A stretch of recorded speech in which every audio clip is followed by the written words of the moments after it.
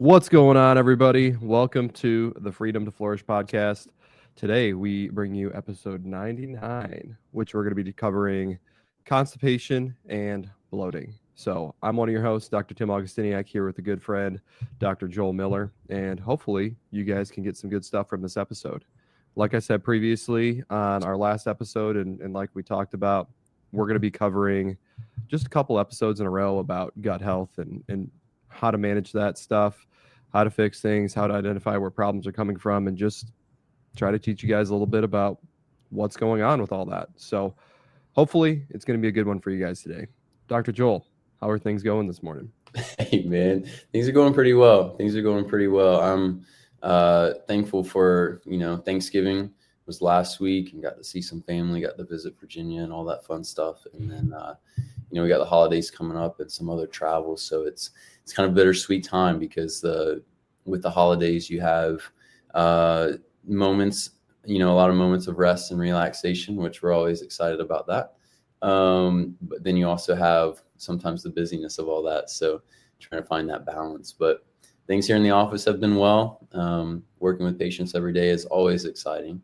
And helping people find relief and healing from their health issues, we've talked about this so many times, is so extremely rewarding. So as we get into bloating and constipation, man, I think if you were to ask me, like, what are the most frustrating symptoms or like digestive health issues that people deal with every day, especially women, it's probably constipation and bloating.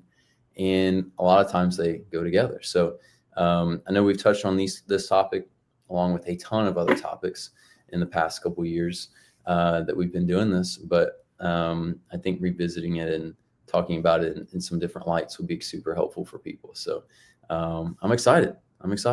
So constipation and bloating, Dr. Tim, let's kind of jump in here. So to kind of start, let's kind of start with each one of these things and kind of talk about, like, hey, what's actually happening here? What's kind of the normal? We have patients come in all the time that are like, I'm constipated. And yet, we'll see some people have a bowel movement once a day and it's not very good. And they feel like they're constipated. And to some degree, they have that level there. And then some people will literally go 4 days, 5 days, 7 days without a bowel movement. And that's just like a whole another level.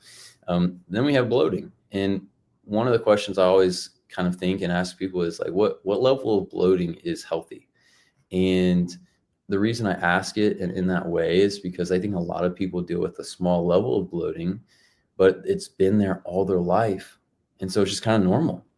And it's like, hey, there's some gut stuff going on there that if you fix that, if you change how you eat and all the things that we'll talk about here, you'll actually be way healthier than you even thought, you could be. So constipation, bloating, let's jump in, Dr. Tim. What are some thoughts on those things and essentially what kind of is happening with those things at kind of from a holistic level? One thing I want to add before we get into that stuff, I think it's kind of funny that you say, you ask, oh, so how are things going with digestive habits and bowel movements and all that stuff? And people say, oh, I'm constipated, and they go once a day.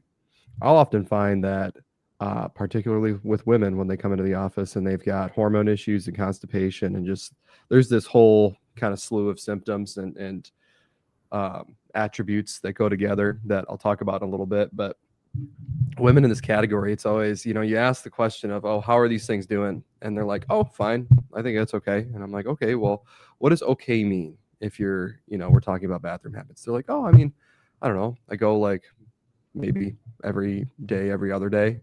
Yeah. It's like, okay, so based off of what should be normal, I understand that maybe you're normal, but ideally bowel movements should be 2 to 3 times per day. You eat, you have to go. You eat, you have to go. You eat, you have to go. Yeah. And ideally you should be eating 3 meals. So somewhere in the range of 2 to 3 per day. Yeah. So with that being the case, it's kind of funny because your normal might not be something that you discuss with other people, and you don't really realize that your normal isn't necessarily actually normal. So with that being the case, what is normal? What are these things supposed to look like? To your point, what is normal amounts of bloating? What is normal in regards to bowel movements and all that stuff? So for those who are listening from home or hopefully not in the car, don't Google this stuff right now, but I encourage you guys to Google what's called the Bristol stool chart. It's kind of funny. I like to bring it up with kids in the office just because they think it's hilarious to talk about poop. But it is a fun little chart where it has these cartoon pictures of different consistency of poop. And so there's a sliding scale of 1 to 7. And I believe 1 is the more constipated side, which is, it'll basically have degrees of like, we call them like rabbit turds here in the office, where it's just the little pebbles that you just don't really want to come out as a full formed regular log of poop. But then from there, on the other side of that spectrum, it's going to be just straight diarrhea, of course. But somewhere right in the middle at that number 4, which is smack dab in the middle between 1 and 7, is a nice solid formed, easy to go, no straining involved bowel movement. And so that should be typically what things are looking like. And then timing throughout the day, you should eat and then you should be able to go. It shouldn't be, the first bite or two of food, you are exceptionally urgent and you just need to go this second and then it's diarrhea, because that is a bit more extreme motility. However, it shouldn't be too long after you eat that you need to go.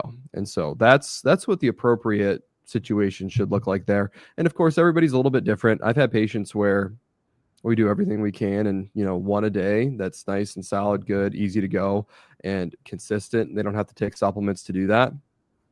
I mean, that's definitely not bad.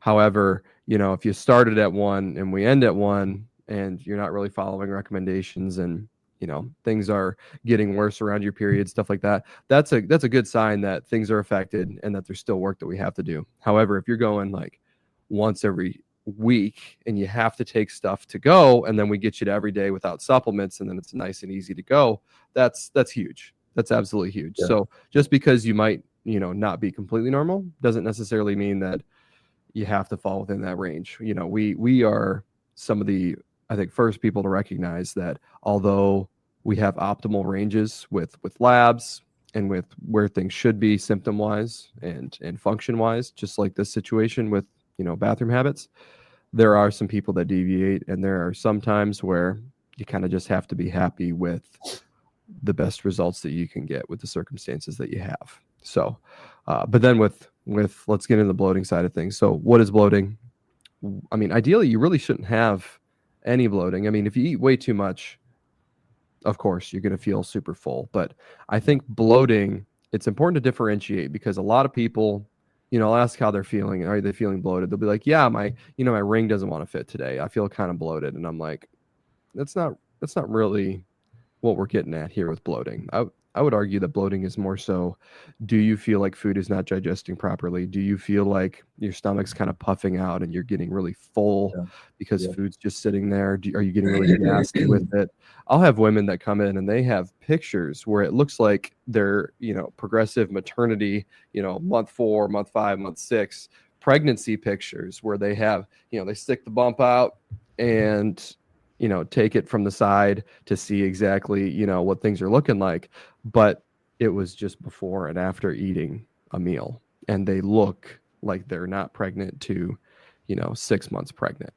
And so it's a big difference. And so that's where it's a lot of gas and things like that that'll happen. But all in all, it's generally speaking, lack of digestion, excess fermentation leading to burping, gas, maybe stomach cramping, stomach, I guess, puffing out.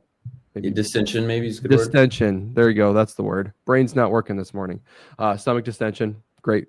And that's really what we're asking and what we're talking about here is actual abdominal bloating and distension. So that's kind of what that looks like. I would argue you really shouldn't have any other than if you are eating way too much, or like I said with this last topic of constipation, say you've had extreme, you go from 0 to 6 months pregnant throughout the day because you're so incredibly bloated, to go from, not looking that way at all to maybe just a little bit because you're eating and things aren't incredibly efficient because your body's not secreting the proper enzymes and digesting things exceptionally well, but far better than it was. Sometimes that's as far as you can get without people taking digestive enzymes or things like that. And so You might not necessarily be in the, perfect range with that, but I would say for patients who have dealt with pretty extreme bloating in their life, and you get them from just terribly uncomfortable for years and years,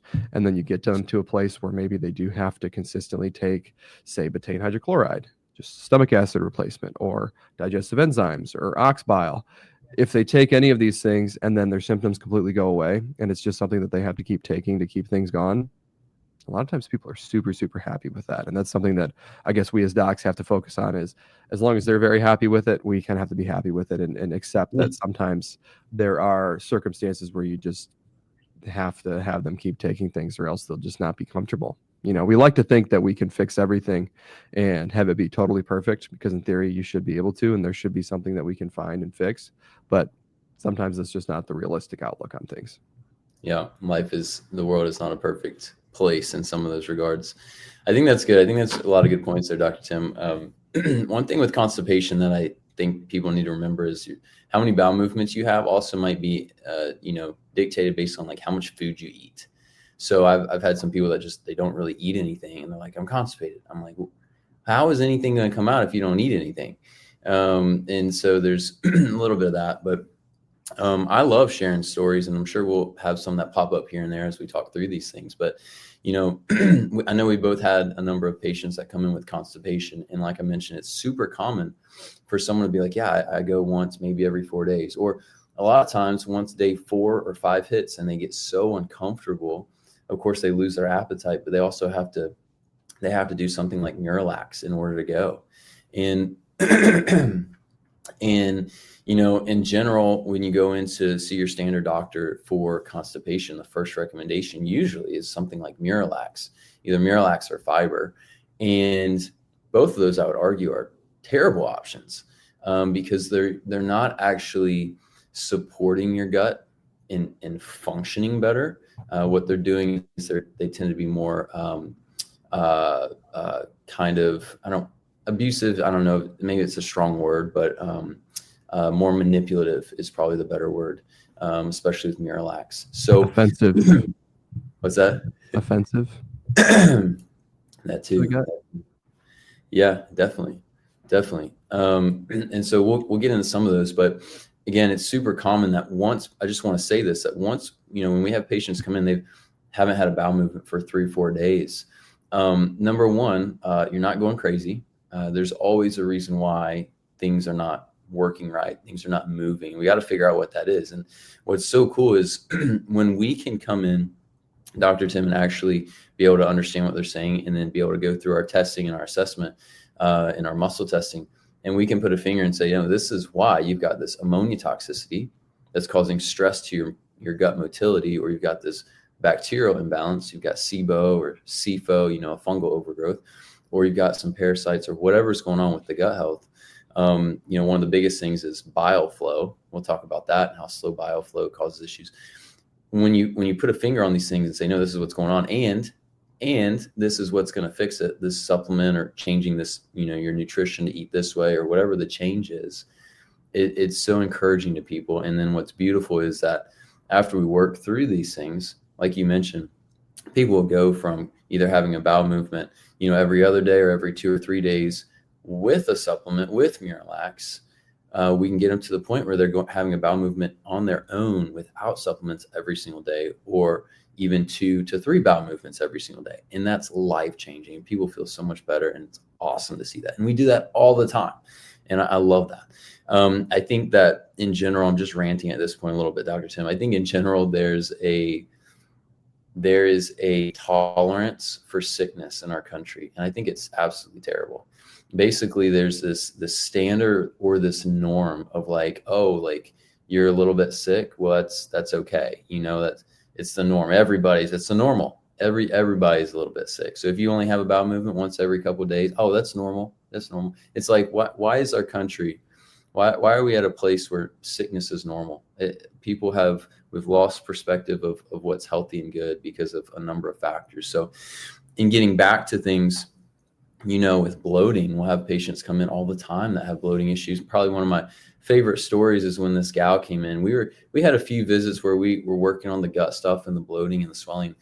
I was like, man, I working on different things, trying to find different things with the gut. And there was 2 visits. I think she came, she's like, it's no different. It's no better. And obviously that's pretty abnormal. Usually we'll see, oh, there's been a little bit of improvement at least. Sometimes a lot of improvement, but this gal, she had no improvement. It was by like the 3rd visit. She came in and she's like, well, my bloating, she's like, I have good news and bad news. She's like, good news is my bloating is gone. Bad news is none of my pants fit anymore and I need to go shopping.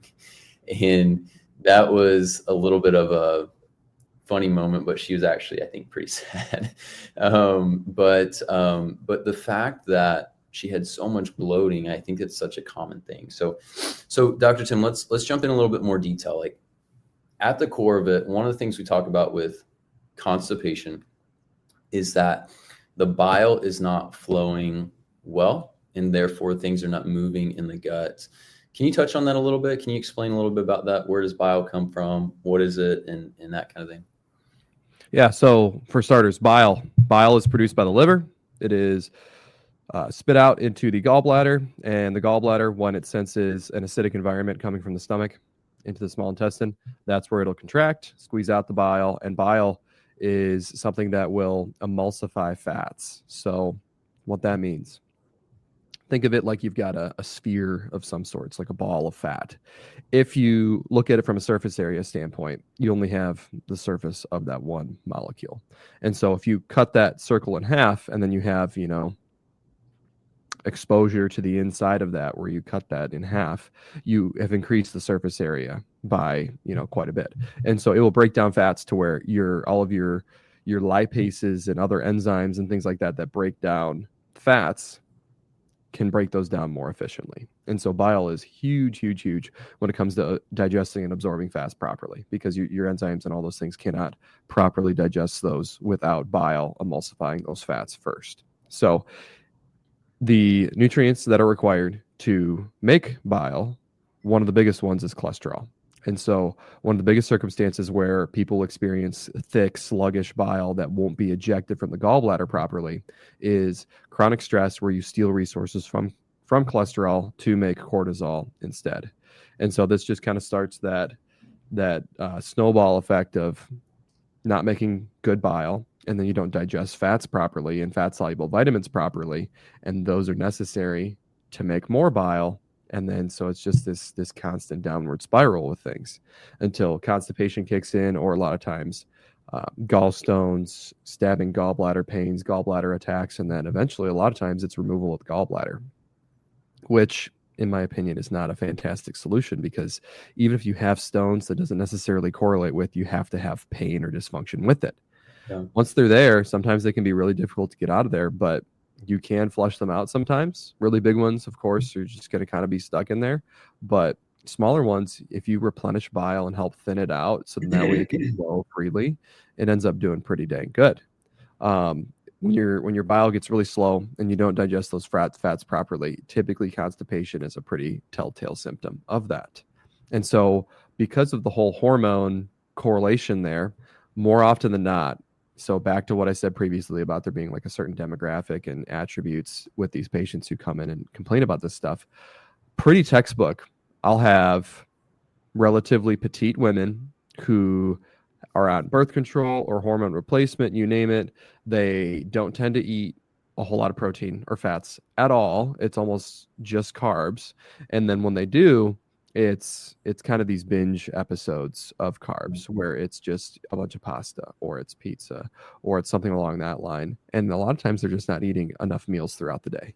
And so the gallbladder also has receptors for insulin on it, and insulin will greatly impact the gallbladder's ability to contract and do its job. And so you kind of have the cortisol side, which steals the resources from making bile. Then you have the insulin side. And so with blood sugar dysregulation being present, that's where the gallbladder just gets totally irritated. And that's where a lot of this stuff comes in.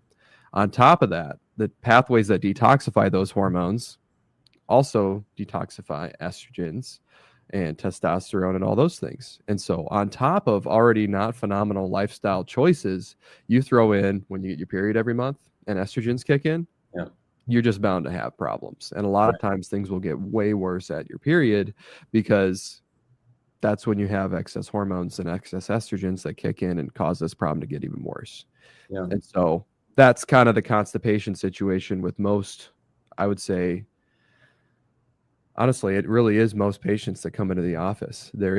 Usually it's women, and usually it's largely attributed to the gallbladder and hormones and all that stuff. And Yeah. so as far as constipation goes, that's probably the largest cause. But the thing is, a lot of the women that are in this category are also on SSRI medications. And so they'll have anxiety, depression, things like that. We've been on it for years and years and years. And so another, I would say, pillar of proper motility is sufficient or proper amounts of serotonin.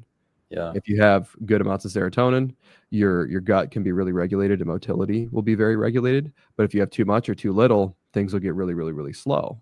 And so typically there's not going to be too much in the gut. That doesn't really happen.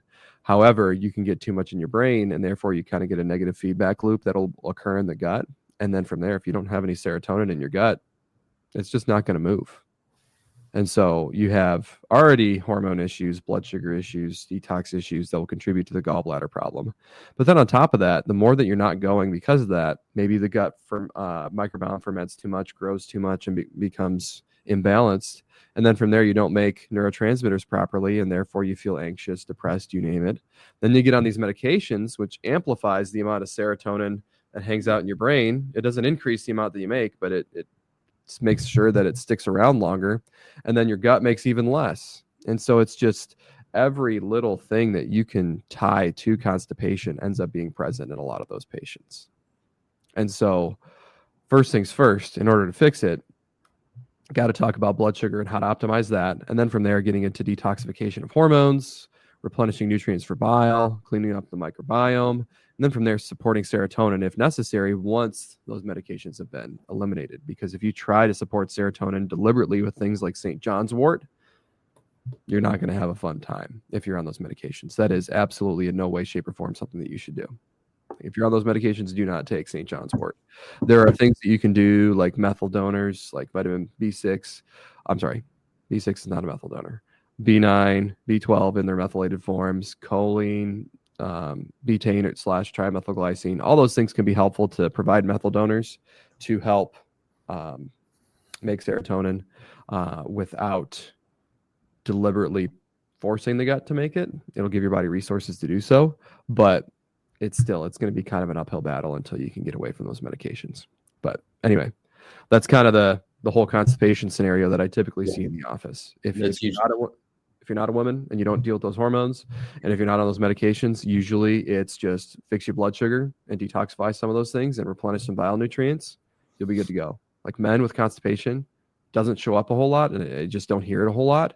No, but it's super easy to treat when it does show up because you don't have the compounding, female hormone stuff that plays into it. Yeah, for sure. Dr. Tim, there was one one piece there that you mentioned that was actually so important. I want to go back to it. You're talking about how with the poor bile flow, how food will kind of sit in the gut. And of course, we will see that as, essentially turning there into constipation. But when it sits in the gut, you mentioned this one word, and it was fermentation. And basically, I just want to touch on that because that's so important in especially how bloating happens. And that's that when you have tons of bacteria, millions of bacteria, and some fungus in your gut. And some of those things are normal to your gut. And then some of those are abnormal when they either are, there and it shouldn't be, which we call those, pathogenic, infections. And then sometimes you just have, good bacteria, but it kind of overgrows and that kind of thing. And same thing with fungus. And essentially, when food sits, the bacteria and fungus just feed on that. And the food literally ferments. I know it's kind of nasty, but it literally ferments. And what happens is the bacteria and fungus give off gas in our intestines. And so depending on where in the digestive tract, if it's in the lower tract area, you have gas that you release. And then if it's in any closer or more, proximal part of the intestines, that's where you're going to have more bloating, where it just kind of sits in your gut. Again, that comes from gas that's given off from the bacteria and fungus. So that's why a lot of times when you have constipation, things are not moving very well. Things sit there and ferment, and the bacteria and fungus feed on these things and then give off all this gas, and then we just feel even worse. So wanted to just touch on that a little bit, because that was something you kind of slid through really quick, and I was like, man, that's really good. So constipation wise, I think all those things are great. Let's talk about this a little bit. What are the top things that kind of stress or threaten bile flow and constipation issues and gut motility issues? And then what are some of the things that might kind of increase bacteria and fungus in the gut, leading to more bloating? What are some things that come to mind, and we can kind of walk through this together? For the gallbladder, you mentioned some things. So obviously hormones, estrogens, not detoxing well. Stress is a big one. Another thing that I like to throw in there that I find causes a lot of issues is high omega-6s, which usually come from seed oils, which are so prevalent in our foods and all those things today. What are some other things that might increase overall like stress on the gallbladder system and the liver and bile flow? And then what about with the gut bacteria and fungus? One of the biggest ones is something called acetaldehyde. So this is another bridge between microbiome imbalance and gallbladder dysfunction. So the gallbladder dysfunction doesn't have to predispose fermentation in the gut because of poor motility. Yeah. What can happen is, say you've got a microbiome imbalance due to food poisoning, due to taking too many probiotics, or just taking probiotics at all, or you got sick, you name it, environmental things. There's a million ways that the microbiome can get out of balance. But say that was the first thing that happened. Once that's out of balance, there's a byproduct of the immune system killing off these microbes in the gut, and of this overgrowth in the I can't talk today. A byproduct of this overgrowth being present in the gut. It's called acetaldehyde. So it is basically the same chemical that alcohol breaks down into in your body. And so it's the hangover chemical. Your body will produce that, or these microbes will produce that as a result of this being present. And then that is a nasty toxic chemical that your gallbladder/liver must then get rid of. And so it will irritate the heck out of the gallbladder. And so you can get where microbiome issue causes gallbladder irritation. I've seen constipation go away just from treating the microbiome and detoxifying acetaldehyde without any hormone issues involved with it. That makes it super straightforward. However, that's not the only thing on the list. Beyond that, you can get other byproducts of infections. That's super, super common. Things like bleach or hypochlorite, ammonia, those are all pretty high on the list as well. Yep. But then from there, secondarily, a lot of foods will actually provoke it as well. And so if you have food intolerances, things like that can mess with things. And then some antihistamines, and then staying away from the foods can really, really help with stuff. That will really, really impact gallbladder. But then when it comes to the microbiome, like I said, there's a lot of things that can mess with that. You can have poor motility leading to excess fermentation, and from there it grows too much. I will find that people that kind of restrict their diets will often experience microbiome imbalances quite a bit more than others. So say vegans or vegetarians. I don't think I've ever had somebody in the office who's vegan or vegetarian that doesn't have a microbiome issue. And it's because all they eat is FODMAPs, which are short chain sugars that are found in all plant foods. And some of the ones that are highest in protein, like lentils, beans, stuff like that, they are high in FODMAPs. And therefore they're feeding the absolute heck out of their microbiome, which it's overgrowing. So that's one part of it. Just yesterday, I had a new patient who he came in and his microbiome was out of balance. And throughout the time that he's been doing carnivore for the last 3 years, he's gotten more and more and more urgency following eating. And he was saying yesterday, I mean, within 5 minutes of finishing his meal, and sometimes without even finishing it, he's got to run to the bathroom because he gets just diarrhea. And so we ended up finding that microbiome is imbalanced, but the things that were feeding it were just almost every single fat other than omega-3s. And so to your point, omega-6s. But even still, I mean, he's eating a ton of meats and things like that. And yes, they metabolize more similarly to your omega-3s and can be anti-inflammatory if they are grass-fed or, organic, whatever you want to call them. But that wasn't necessarily the case for everything that this guy's eating. So it was leading to some problems. But I mean, not that those things are, I don't think carnivore is bad. Maybe for that length of time, it can be a little not so great. But there are certain things that will feed the microbiome and throw it off, is all I'm getting. Deliberately taking probiotics, if you get sick, mold exposure, there's a lot of things that can throw it off. But all in all, the fix has to be get rid of the stimulus, which is, stay away from the mold, quit eating as much fat for the time being, maybe avoid FODMAPs for a while, whatever it is, and then do some sort of antimicrobial herb combination throughout, a couple weeks to get things balanced. And once things are balanced, unless you are deliberately limiting yourself moving forward and you don't have, lots of diversity of foods, things should stay nice and balanced. Yeah, that's great. That's great. A couple of things to add to that. With the bile flow and stress on the gallbladder system, high insulin, high blood sugar can be a factor there. That's one that we see pretty commonly. And then overall with the gut health, the biggest thing that I'll find with people is that chronic stress over time and chronic poor nutrition has just contributed to different gut imbalances. And to clarify what you said just a second ago, Dr. Tim, is for the patient that hasn't heard this, when he says FODMAP, he's talking about what's called a low FODMAP diet, or avoiding high FODMAP foods. And FODMAP is spelled FODMAP. It's an acronym that essentially it stands for fermentable oligosaccharides, disaccharides, monosaccharides, and polyols. These are different sugar kind of molecules in foods. And while sugar in general is going to be something you want to avoid, and bread is something you want to avoid with this diet, there's also healthy foods on this list, things like onions and garlic and apples and a bunch of other different foods that are healthy. But if we're eating those and we don't realize, hey, that's actually not great for our gut right now, that over time will just contribute to the bloating and the gas and things like that with feeding the bacteria and fungus. So Dr. Tim, let's kind of keep going here, and then we got to wrap up in just a second. What's kind of some things that patients can look into that they can try? What are some supplements that you find patients usually do really well with for constipation, and then also for bloating? So for bloating, let's start with that. Typically it is just, some antimicrobial herbs. Some really common ones are things like gentian root, Oregon grape root, noni fruit, astragalus root, andrographis. Those are some really good ones. And just experimenting with one at a time to see if that helps reduce bloating could be a good idea. If it's not a microbiome imbalance, maybe trying some digestive enzymes or even some betaine hydrochloride might help if there is some sort of protein or fat digestion issue there. And then beyond that, when it comes to constipation, managing blood sugar. And most people don't realize how to do that. So I encourage you to listen to our episodes that we have dedicated to that. I believe our second episode, the stress and anxiety episode, absolutely goes through that in great detail and how that causes problems if that's not regulated properly.